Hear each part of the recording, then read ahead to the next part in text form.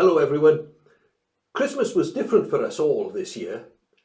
My daughter, who is a doctor at the hospital, said that although she is part of our bubble and she lives alone, she would not stay at the house for Christmas because she didn't want to bring any risk to us as a family.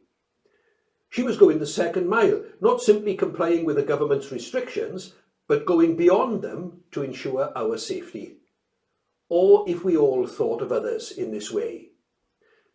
Not wanting her to be alone over Christmas, some church members kindly offered to lend us a caravan, which we parked on the drive, and my daughter stayed in that, not in the house, but still close to us.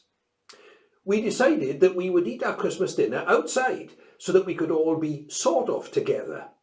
We put on our hats and coats, thankfully it was dry, and we put a table up under the carport. My daughter sat on the step of her caravan, and some gardening string attached to a cracker meant that we could have a socially distanced pull-in of a Christmas cracker together. It has become a tradition in our family to sing the first verse of a well-known carol as our Christmas grace before we eat.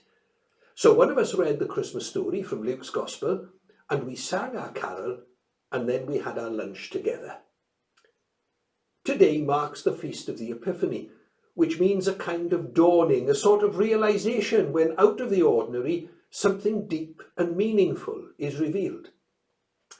Christmas lunch for me this year was an epiphany, as we were forced by circumstance to do what we always have done, but in a new way and in a new context. And it made me stop and think of the importance of being together, of sharing food with one another, of being touched by the things that really matter in life. And when God comes close like that, we can't help but be moved and our spirits lifted to a deeper kind of thankfulness. One of our neighbours said that they were in the garden having a socially distanced glass of champagne with the people who live next door to them, and they heard our carol singing. We are far from being the Huddersfield Choral Society, but I hope our singing blessed they are celebrating every bit as much as it did ours. In our telling of the Christmas story, we often combine the story of the wise men, which is normally read at Epiphany, into Christmas Day. Perhaps that's not such a bad thing, because Christmas can be an epiphany too.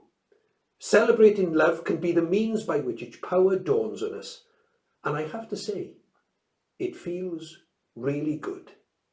So Happy New Year to you all, and I hope that this coming year, you all experience the love of others in your lives too.